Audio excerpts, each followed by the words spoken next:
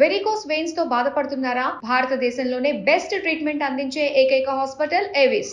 నమస్తే గురుగారు. శ్రీమాత్రే నమః. శ్రీమాత్రే నమః. గురుగారు, మహాశివరాత్రి మహాకుంభమేళ సమయంలో వస్తుంది. జనవరిలో స్టార్ట్ అయినది శివరాత్రికి ఎండ్ అయిపోతుంది. మరి ఈ శివరాత్రి చాలా ప్రత్యేకం. 144 ఏళ్ళకి ఇప్పుడు వస్తుంది అని అంటున్నారు కదా. సో ఈ ప్రత్యేకత ఏంటి? ప్లానెటరీ అలైన్మెంట్స్ కోసం చెప్తున్నారు. సో వాటి అన్నిటి గురించి కంప్లీట్ ఇన్ఫర్మేషన్ తెలుసుకుందాం గురుగారు. తప్పకుండా. ముందుగా ప్రేక్షకులందరికీ శ్రీమాత్రే నమః, శ్రీ గురుభ్యో నమః. యాదేవి సర్వభూతేషు మాతృరూపేణ సంస్థిత. నమస్తస్సై నమస్తస్సై నమస్తస్సై నమో నమః. జన్మానికి ఒక శివరాత్రి.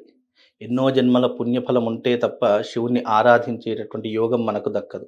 అందులోనూ మహాశివరాత్రి అనేటటువంటిది పరమ పవిత్రమైనటువంటి రోజు.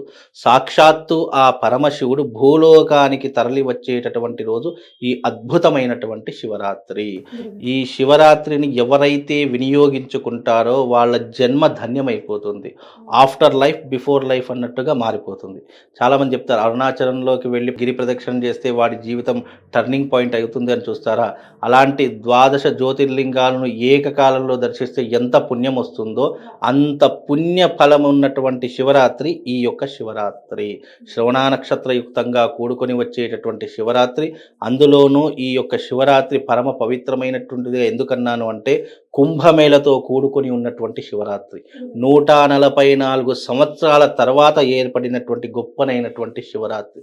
ఈ భాగ్యం మళ్ళీ దక్కమంటే దక్కదు మనకు. అంటే ప్లానెటరీ పొజిషన్లో ఏర్పడినటువంటి మార్పుల వల్ల గ్రహాలన్నీ కూడా ఒకే కక్షలో ఏర్పడుతున్నటువంటి కారణము చేత, అందులోనూ ఆకాశంలో మీరు మహాశివరాత్రి రోజున ఆకాశంలో ఎనలేనటువంటి మార్పులు కనిపిస్తాయి. ఆకాశంలో ప్లానెటరీ పొజిషన్స్ అన్నీ కూడా ఒకే కక్షలో వచ్చేటటువంటి అద్భుతమైనటువంటి శివరాత్రి ఈ మహాశివరాత్రి. దీనిని ఎవరైతే వినియోగించుకుంటారో వాడి జన్మ ధన్యమైపోతుందండి. అంత విశేషమైనటువంటి ఇదే ఈ మహాశివరాత్రి. అంటే ఎలా వినియోగించుకోవాలంటారు గురుగారు? మనకు మామూలుగా శివరాత్రి అంటే ప్రతి ఒక్కరికి తెలిసింది. చక్కగా శివాలయానికి వెళ్ళాలి, అభిషేకం చేసుకోవాలి, చక్కగా ఉదయకాలం లేవాలి, ఉపవాసం ఉండాలి, జాగరణ ఉండాలి. ఇవన్నీ కూడా తెలిసినటువంటి విషయాలే. అయితే ఈ శివరాత్రి ఎందుకు ఇంత ప్రాముఖ్యత అంటే శివుడు జన్మించినటువంటి రోజు ఒక పురాణం చెబుతుంది. శివ పురాణంలో శివుడు ఉద్భవించినటువంటి రోజు శివరాత్రి అని చెప్తుంది. మరొక పురాణం ఏం చెప్తుంది అని అంటే శివుడి యొక్క వివాహం జరిగినటువంటి రోజు అని చెప్తూ ఉంటారు. కొంతమంది శివాలయాలు అభిషేకాలు చేస్తారు, మరికొన్ని శివాలయాలు కళ్యాణోత్సవాలు కూడా చేస్తూ ఉంటారు. ఏదేమైనప్పటికీ కూడా యుగానికి త్రేతాయుగము, ద్వాపర యుగము, కలియుగము, కృతయుగము ఇవన్నిటిని ఆధారంగా చేసి చూస్తే గనక శివకేశవులు ఇద్దరూ కూడా ఒకటే అని చెప్పి శాస్త్రం చెప్తుంది. ఇక్కడ బ్రహ్మదేవుడికి విష్ణుమూర్తికి చాలా పెద్ద గొడవ జరిగింది. ఎందుకు? నేను గొప్ప అంటే నేను గొప్ప అని చెప్పి ఇద్దరిలో తారతమ్య భేదాలు వచ్చాయి. అలాంటప్పుడు ఆ తారతమ్య భేదాలు వచ్చినప్పుడు బ్రహ్మదేవుడు బ్రహ్మ పాశుపత అస్త్రాన్ని వదిలాడు, విష్ణుమూర్తి విష్ణు పాశుపత అస్త్రాన్ని వదిలాడు. ఆ రెండూ కూడా వదిలేసరికి అండపిండ బ్రహ్మాండాలన్నీ కూడా స్తంభించిపోయాయట. అప్పుడు దేవతలందరూ వెళ్ళి శివుని దగ్గరికి వెళ్ళి ఆరాధిస్తే, శివుణ్ణి వేడుకుంటే ఈ యొక్క ప్రళయాన్ని ఆపే శక్తి మీ దగ్గరే ఉంది అని చెప్పేసి అంటే అప్పుడు పరమేశ్వరుడు ఒక స్తంభాకారంగా అగ్నిస్తంభంగా వెలిశాడు. ఆ రెండు పాశుపత అస్త్రాలు ఏమయ్యాయి? శివుడిలో ఐక్యమైపోయాయి. ఐక్యమైపోయేసరికి అప్పుడు శివుడు అంటాడట తన ఆత్మస్వరూపంతో, ఎవరైతే నా యొక్క ఆది అంతాన్ని తెలుసుకొని వస్తారో వాళ్ళు బ్రహ్మ ఆధిపత్యాన్ని అంటే నాతో సరిసమానంగా పూజలు అందుకుంటారని చెప్పేసి అన్నట. వెంటనే విష్ణుమూర్తి ఏం చేశాడు అని అంటే ఊర్ధ్వలోకాలకి వెళ్ళాడు, అంటే పైకి లోకానికి వెళ్ళాడు. బ్రహ్మదేవుడు ఏం చేశాడు? కింది లోకాలకు వెళ్ళాడు. అంటే ఆదిలోకేమో బ్రహ్మదేవుడు వెళ్ళాడు, అంతంలోకేమో విష్ణుమూర్తి వెళ్ళాడు. ఎంత పైకి వెళ్తున్నా అది ఇంకా స్తంభం పెరుక్కుంటూనే పోతుంది తప్ప తరగడం లేదు. అంటే దాని యొక్క అందం తెలుసుకోలేకపోయాడు. బ్రహ్మదేవుడు కిందికి పాతాళ లోకానికి వెళ్తున్నా ఎంత కిందికి వెళ్ళినా ఆ యొక్క ఆదిని తెలుసుకోలేకపోయాడు. ఇద్దరు కూడా బయటకు వచ్చేశారు. విష్ణుమూర్తి మొదట బయటకు వచ్చేశాడు. స్వామి, నీ యొక్క అంతాన్ని నేను తెలుసుకోలేకపోయాను, నాకు తెలియలేకపోయింది కాబట్టి నేను ఓడిపోయానని విష్ణుమూర్తి నిరభ్యంతరంగా నిజాయితీని ఒప్పుకున్నాడు. కానీ బ్రహ్మదేవుడు అలా కాదు. ఆ బ్రహ్మదేవుడు పైకి వస్తున్నటువంటి సమయంలో అక్కడ ఒక మొగలి పువ్వు, ఒక కామధేను రెండూ కూడా వస్తున్నాయి. ఆ మొగలి పువ్వు, కామధేను రెండుటిని తీసుకొని వెళ్ళి ఏం చేశాడు అని అంటే పరమశివుడి దగ్గర నిల్చోబెట్టారు. ఇదిగో నేను ఆదిని తెలుసుకొని వచ్చానని పరమశివుడికి మీరు అబద్ధపు సాక్ష్యం చెప్పాలి అని చెప్పేసి అన్నారు. మొగలి పువ్వు ఏమంటుంది, నిజంగానే బ్రహ్మదేవుడు ఆదిని తెలుసుకొని వచ్చాడు. కామధేనువు కూడా ఏం చెప్పింది అంటే గనక కామధేను నోటితోనేమో నిజంగానే చూసి వచ్చాడు అని చెప్పి నోటితో అబద్ధం చెప్పింది, వెనక ఉన్నటువంటి తోక భాగంతో చూడలేదు అని చెప్పి సిగ్నల్ ఇచ్చిందట. అందుకే కామధేనువుకి ముందటి భాగంలో పూజలు నిషిద్ధమని పరమశివుడు శాపం ఇచ్చాడు. అందుకే ఆవుకి ఎప్పుడు మనం ముందర పూజ చేయం, వెనక తోక భాగంలోనే పూజ చేస్తాము. మొగలి పువ్వు అబద్ధపు సాక్ష్యం చెప్పడంతో నువ్వు పూజకు పనికి రావు అని చెప్పేసి ఇప్పటి వరకు మొగలి పువ్వు ఏ పూజలో కూడా మనం వాడము. ఈ రెండు శాపాలు ఉండటం కారణం చేత కామధేను కంటే ఆవుకి ముందర భాగంలో పూజలు ఉండవు, మొగలి పువ్వుకి పూజలు అనేటటువంటివే ఉండవు. బ్రహ్మదేవుడికి భూలోకంలో ఎక్కడ కూడా గుడులు ఉండవు. అది శివుడు ఇచ్చినటువంటి శాపవశాత్తు జరిగింది. ఈ రకంగా ఈ రోజున వెలిసినటువంటి రోజే మనకు మహాశివరాత్రిగా ప్రఖ్యాతి చెందినటువంటి రోజుగా మనం పిలుచుకుంటాం. మరి శివరాత్రి రోజున అగ్నిస్తంభం వెలిసింది కదా, దానికి అభిషేకం చేసినటువంటి వారు మొట్టమొదటి వారు ఎవరు అంటే విష్ణుమూర్తి బ్రహ్మదేవుడు అభిషేకం చేశాడు. ఈ రోజున పరమశివరాత్రి రోజున ఎవరైతే అభిషేకం చేస్తారో వారందరికీ కూడా పాపాలన్నీ కూడా ప్రక్షాళన కావిస్తారని చెప్పి శివుడు వరమిచ్చాడట. అందులోనూ బ్రహ్మదేవుడికి కూడా శాపం ఇచ్చాడు కదా, గుళ్ళు లేవు, నీకు గోపురాలు లేవు, అసలు భూలోకంలో పూజలు లేవు. అభిషేకం చేసిన వెంటనే పరమశివుడు మళ్ళీ ప్రత్యక్షమై ఈ రోజున మహాపర్వదినము నువ్వు నాకు అభిషేకం చేశావు కాబట్టి యజ్ఞయాగాదులలో కానీ జపాది తపాది హోమాదులలో కానీ మొదటి హవిస్సు నీకే చెందుతుంది అని చెప్పేసి వరం ఇచ్చాడట. అందుకే బ్రహ్మదేవుడు గురుస్థానంలో నిలబడ్డాడు. పూజలు లేకపోయినా వేదమునందు, శాస్త్రమునందు, మంత్రమునందు బ్రహ్మదేవుడికి హవిస్సులున్నాయి. అందుకే ఇంత పరమ పవిత్రమైనటువంటి రోజు ఈ రోజు.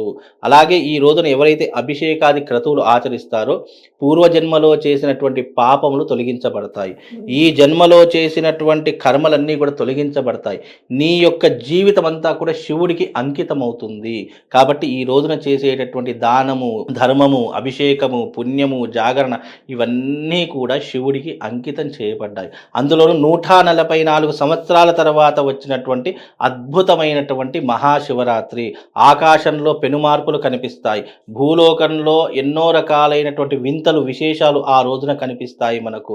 మీరు చూడండి, ఆ రోజున పరమ పవిత్రమైనటువంటి రోజుగా భావన చేసుకున్న ప్రతి ఒక్కడూ కూడా ఆ రోజున శివుడిని ఎవరైతే ఆరాధిస్తారో, ఎవరైతే ధ్యానం చేస్తారో వారి యొక్క జాతకంలో ఎన్ని దారిద్ర్యాలున్నా, ఎన్ని రకాలైనటువంటి ఇబ్బందులున్నా అవన్నీ కూడా ఒక్కసారిగా దూరం అయిపోయేటటువంటి అవకాశం ఈ మహాశివరాత్రికి ఏర్పడుతుందండి. గురుగారు, లింగోద్భవ కాలం అంటారు కదా, సో ఈ సంవత్సరం లేదా ప్రతి సంవత్సరం ఒక 48 నిమిషాలు ఏమో వస్తుందంట కదా, ఏ టైంలో వస్తుంది? లింగోద్భవ కాలం అనేటటువంటిది 11:55 నుండి 12:45 వరకు ఈ లింగోద్భవ కాలం ఏర్పడుతుంది. ఈ లింగోద్భవ కాలానికి కూడా చాలా పరమ ప్రాముఖ్యత ఉంది. ఈ లింగోద్భవ కాలంలో ఏం జరుగుతుందంటే పరమశివుడు ఆవిర్భవించినటువంటి రోజు కాబట్టి, అంటే మనము అగ్నిస్తంభమైన ఏదైతే చెప్పుకున్నామో కృతయుగంలో అదే ఆ యొక్క లింగోద్భవ పూజ అని అంటాము. ఆ లింగోద్భవ కాలంలో శివుణ్ణి ఆరాధించినటువంటి వారికి సాక్షాత్తు శివ సాక్షాత్కారం లభిస్తుంది. మళ్ళీ వానికి జన్మ అనేటటువంటిది ఉండదు, జన్మ రాహిత్యాన్ని పొందగలుగుతాడు అని చెప్పి శాస్త్రంలో చెప్పడం జరిగింది. ఆ లింగోద్భవక స్వామివారికి ఒక శివరాత్రి రోజున మాత్రమే 4 రకాల పూజలు ఉంటాయి. బ్రహ్మ ముహూర్తంలో చేసేటటువంటి ఉదయకాల పూజ, అలాగే మధ్యాహ్న కాలం చేసేటటువంటి అపరాహ్న పూజ ఉంటుంది, అలాగే సాయంకాలం ప్రదోష కాలంలో చేసేటటువంటి పూజాది క్రతువులు ఉంటాయి. మళ్ళీ శివరాత్రిలో నిశీ సమయంలో అర్ధరాత్రి లింగోద్భవ కాలం నిశీ సమయం అంటాం. ఈ 4 రకాల పూజలు కేవలం శివరాత్రి సమయంలోనే మనకు కనిపిస్తాయి. మిగతా కాలంలో ఉదయం సాయంకాలం 2 కాలాల పూజ కనిపిస్తుంది. కానీ ఈ శివరాత్రి రోజున 4 కాలాల పాటు శివుణ్ణి పూజించుకోవచ్చు.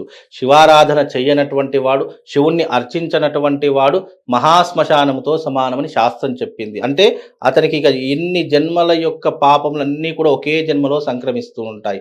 వాడు ఏ జన్మలో ఏ అవతారం దాల్చినా, ఏ రూపం దాల్చినా కూడా అతని పాపాలు వెంటాడుతున్నాయి. తినడానికి తిండి ఉండదు, కట్టుకోవడానికి బట్ట ఉండదు, జీవితాంతం కష్ట సుఖాలతోనే ఇబ్బందులు పడుతూ ఉంటాడు. ఈ రకమైనటువంటి జీవితాన్ని అనుభవించేటటువంటి యోగంతో పడతాడు. కాబట్టి జన్మానికి ఒక శివరాత్రి. ఈ శివరాత్రి రోజున ఎవరైతే ఈ యొక్క శివరాత్రి వినియోగించుకుంటారో తప్పకుండా వాడికి శుభం లాభం కలుగుతుంది. గురుగారు, మరి ఈ 4 సమయాల్లో పర్టికులర్ గా శివరాత్రి రోజు 4 రకాల అభిషేకాలు లేదంటే 4 రకాల ద్రవ్యాలతో అభిషేకం అని చెప్తా ఉన్నారు కదా, అదొకసారి గుర్తు చేయరా? 4 రకాలు అని అంటే ప్రాతకాల పూజ అని అంటాము.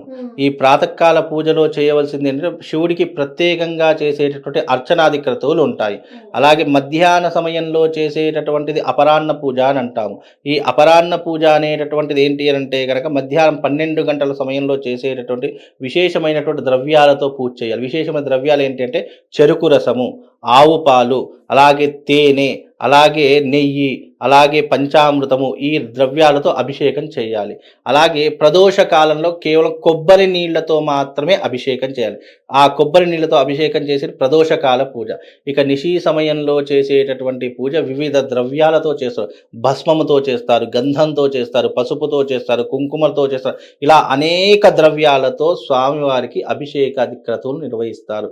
ఈ రకంగా చేసేటటువంటి 4 కాలాల పాటు ఎవరు కూడా పూజ చేయలేరు. ఎందుకు అని అంటే ఉన్న సమయంలో ఒక కాలం దొరికితే చాలరా నాయన అనుకునేటటువంటి సిచ్యువేషన్లో మనం ఉన్నాం. కాబట్టి నీకు ఏ సమయం కుదురుతుంది? శివరాత్రి రోజున 24 గంటల అభిషేకం జరుగుతూనే ఉంటుంది. కాబట్టి 24 నీకు ఏ సమయం కుదురుతుందో ఆ సమయంలో తప్పకుండా ఆ రోజున అభిషేకం చేయండి. అలాగే జాగరణ, మోస్ట్ ఇంపార్టెంట్ జాగరణ. చాలామంది ఈ మధ్యకాలంలో ఏం చేస్తున్నారంటే ఉదయకాలం లేస్తున్నారు, రాత్రి 12 అయిందంటే డేట్ చేంజ్ అయిపోతుంది, ఇక వెంటనే నిద్రపోవాలని చెప్పి చాలామంది నిద్రపోతున్నారు. అది నిజమైనటువంటి జాగరణ కాదు. చాలామంది గుర్తుపెట్టుకోండి.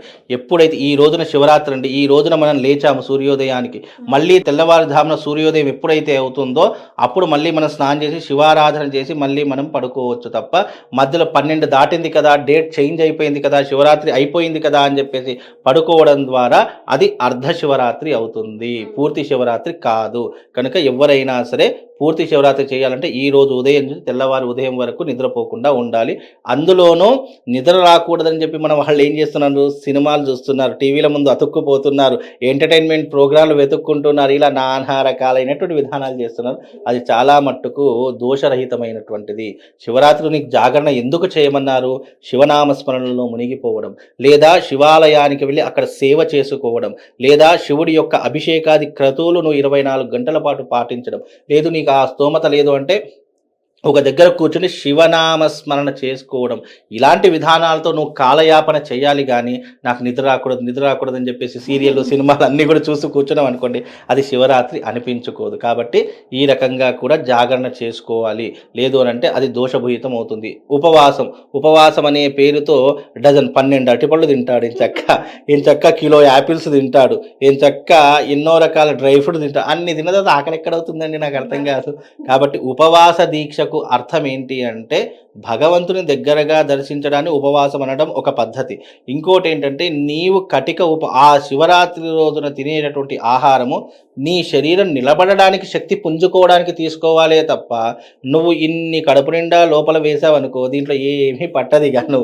కాబట్టి ఉపవాస దీక్షలో ఒక్క పండు లేదా కాస్త పాలు ఈ శరీరం నిలబడడానికి శక్తి కావడానికి, అంతే తప్ప ఇక ఉపవాసం అని ఈ శివరాత్రి ఉపవాసం కదా ఇక ఏ డ్రై ఫ్రూట్స్ తీసుకొద్దాం, పాలు బూస్ట్లు అన్నీ తీసుకొచ్చాం అనుకోండి, ఉపవాసం అనిపించుకోదు. కాబట్టి ఈ రకమైనటువంటి ఉపవాసం కూడా చేయకూడదు.